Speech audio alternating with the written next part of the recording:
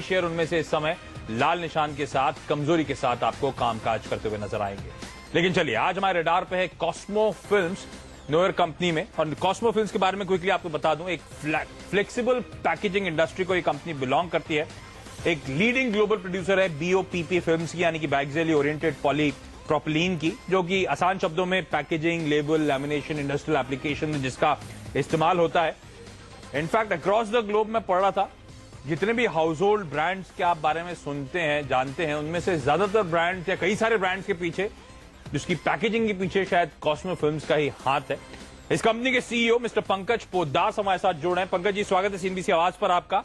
पहले तो ये जो BOPP फिल्म्स थोड़ा सा टेक्निकल लगता है, पहले ये कारोबार समझाएं आसान शब्दों में, ये कॉस्मो फिल्म्स करती क्या है सर? या आपने जैसा सही कहा कि हम BOPP फिल्म बनाते हैं। ये एक दिखने में काफी ट्रांसपेरेंट फिल्म होती है, जिसकी बहुत ही अलग अलग तरह की एप्लीकेशंस होती हैं। अगर आप आम शब्दों में समझें, जैसे बिस्किट के पैकेट्स हुए, आइसक्रीम्स के पैकेट्स जो हुए, जो एक कस्टमर को प्रिंटेड वे में दिखते हैं, हम उसको ट्रांसपेरेंट वे में बनाते हैं। ऐसे ही जितनी लैमिनेशन है या जितने भी लेबल्स लगते हैं बॉटल्स पे, वो सारे लार्जली एक BOPP फिल्म से बनते हैं। तो फिर आपके मेरे लिए फिर दो सवाल हैं।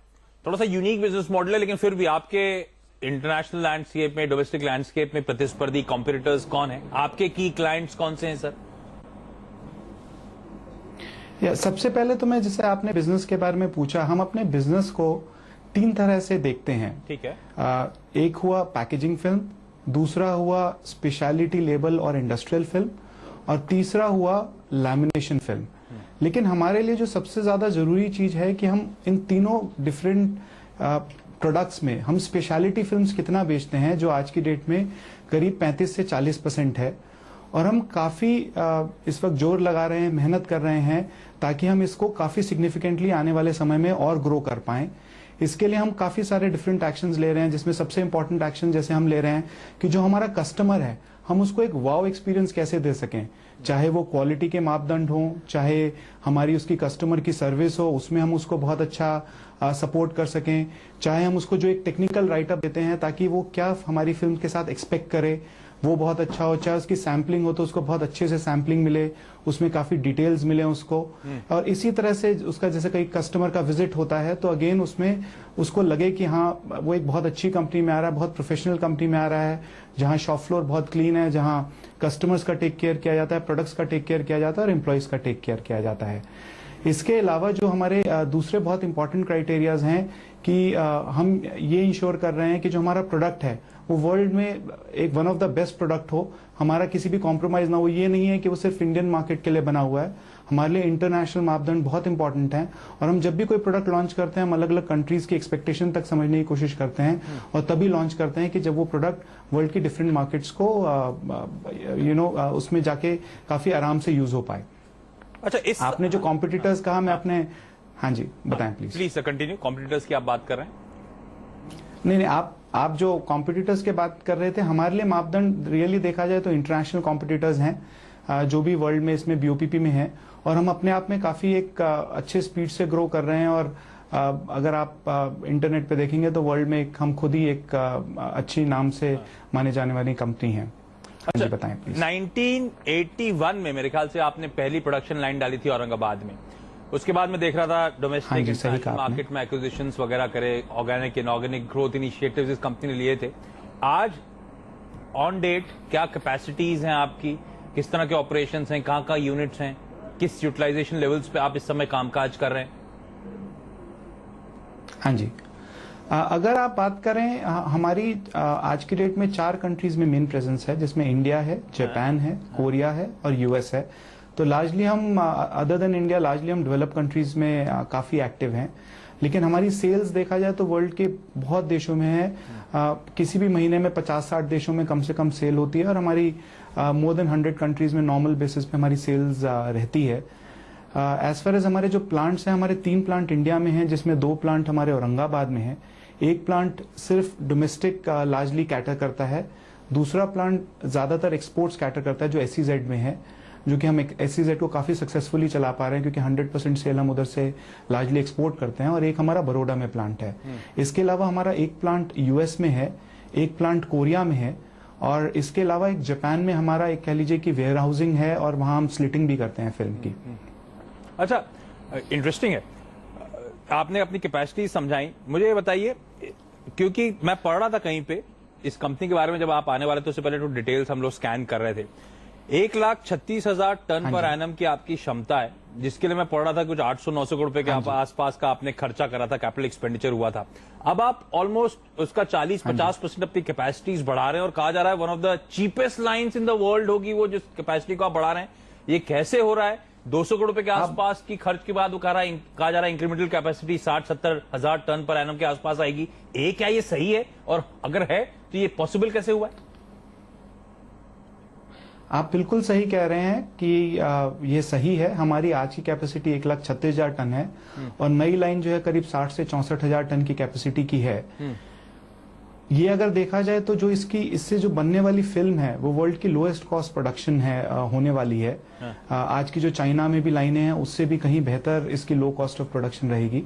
इसके लिए हमने अपने जो सप्लायर है, जो यूरोपियन सप्लायर हमने चुना है, उस पर हमने काफी समय से उसके साथ काम डिफरेंट एस्पेक्ट्स पे किया, ताकि हम एक ऐसी लाइन बना पाए जो कि टनेज वाइज काफी हाई आउटपुट दे पाए, और उसकी जो हर कॉस्ट का एक डिफरेंट एस्पेक्ट है उसको टेक केयर किया जाए, और उसको एक रियली लो कॉस्ट हम उस पर प्रोडक्ट बना पाए। तो आपने एकदम सही पढ़ा है उसके बारे में।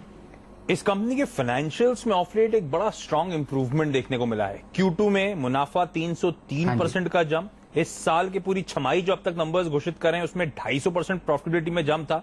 इन 6 महीनों में आपने बीते पूरे साल की प्रॉफिटेबिलिटी के नंबर्स को पार कर दिया है। कहां से मदद मिल रही है सर? ऑपरेशनल परफॉर्मेंस इतना मार्क्ड इंप्रूवमेंट, क्योंकि आप जैसी कंपनी जनरली हम मानते हैं कच्चे तेल के प्रॉक्सीज हैं, तो कच्चे तेल का भरपूर फायदा मिल रहा है, वही रिफ्लेक्ट कर रहा है बॉटम लाइन पे। मैंने पहले भी कहा था, देखिए जी, शॉर्ट टर्म में जो कच्चा तेल है वो एक्चुअली में फायदे की बजाय एक तरह से नुकसान पहुंचाता है, क्योंकि क्या होता है कि जब मार्केट में प्राइस डाउन होते हैं तो कस्टमर्स का सेंटीमेंट थोड़ा सा खराब रहता है, वो अपनी परचेज को डेफर करना चाहते हैं, और वो चाहते हैं कि हम पहले ही प्राइस रिडक्शन दे दें। तो कच्चे तेल का शॉर्ट टर्म में देखा जाए तो हमारे को फायदे की जगह मैं ज्यादा कहूंगा नुकसान होता है।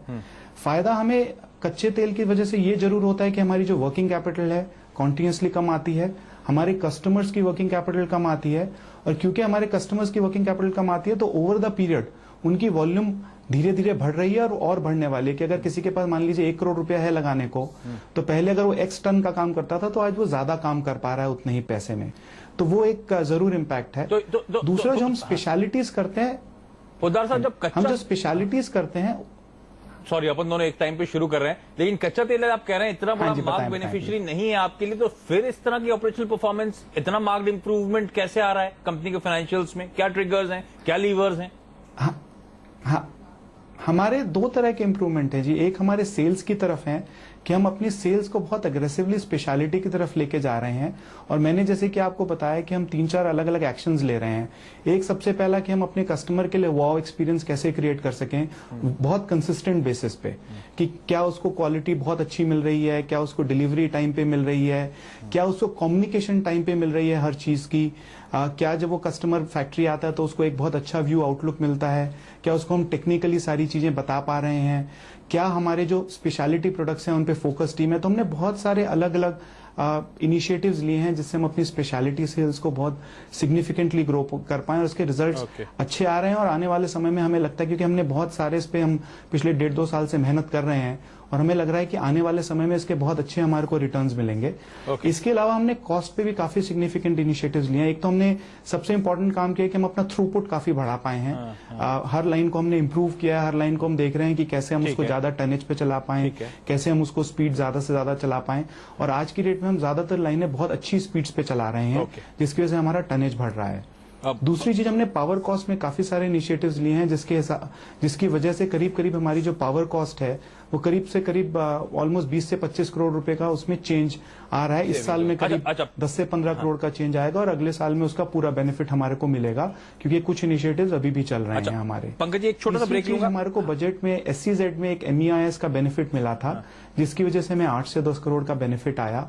हमारा SEZ जो कि अभी तक बिकॉज हमारा जो हायर डेप्रिसिएशन था उस पे हमें इनकम टैक्स के बेनिफिट नहीं मिले थे, लेकिन अगर आप Q3 का जो भी रिजल्ट आने वाला है उसमें आप देखेंगे कि हम उसमें भी पूरे साल का SEZ का इनकम टैक्स का बेनिफिट। ओके पंकज जी, मैं डिटेल में फिर से चर्चा करूंगा क्योंकि अभी कमर्शियल ब्रेक लेने का समय हो चुका है, लेकिन कई सारी इंटरेस्टिंग डेवलपमेंट्स और इस कंपनी के साथ फाइनेंशियल्स में इंप्रूवमेंट, आगे ट्रेजेक्टरी कैसी रहेगी, कुछ फंड रेजिंग की बात है और यहाँ पे लगातार हिस्सेदारी बढ़ रही है इस कंपनी में, उन सब पर चर्चा करूंगा। लेकिन इस छोटे से ब्रेक के बाद स्टॉक आपकी स्क्रीन पे आज दिन के हाईज पे 2.5% के आसपास से मजबूती के साथ कामकाज करता हूं।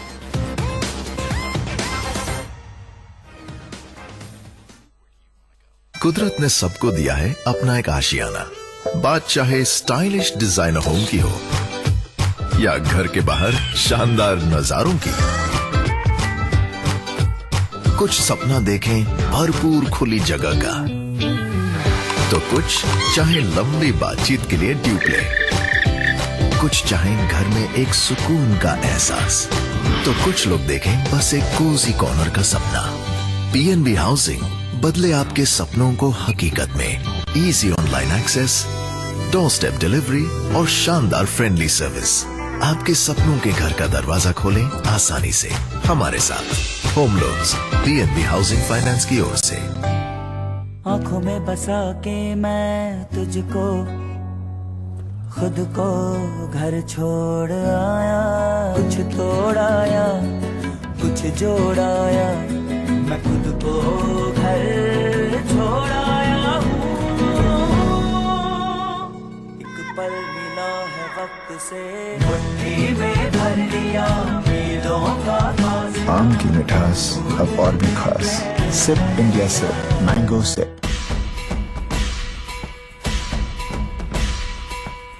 महाराष्ट्र सारी दुनिया का स्वागत करता है make in India week Mumbai.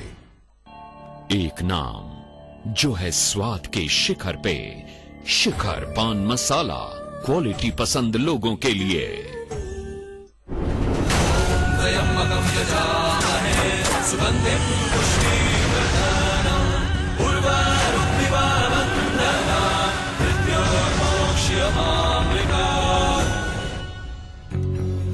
कम दाम बड़ा काम, सैनिक प्लाईवुड हमेशा तैयार।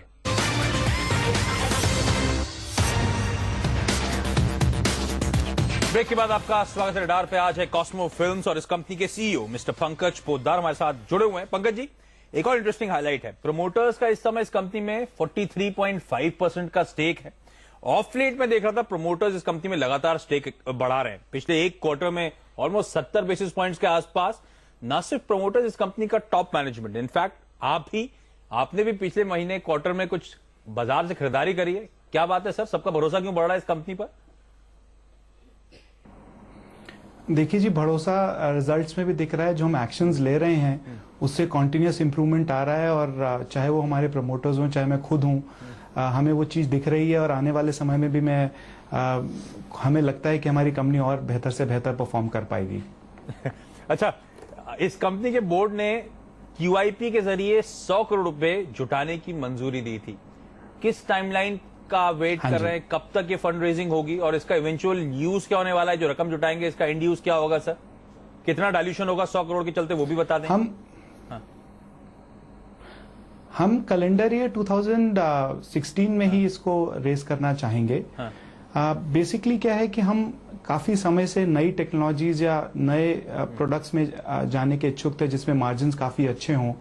हमें लगता है कि हमने कुछ ऐसी चीजें आइडेंटिफाई करी हैं जो कि हमारी कंपनी के इम्प्रूवमेंट में फर्दर मदद करेंगी और इसीलिए ये हमारे इन्वेस्टर्स को भी हमारी कोशिश रहेगी कि हम कैसे ज्यादा से ज्यादा उनको रिटर्न दे पाएं।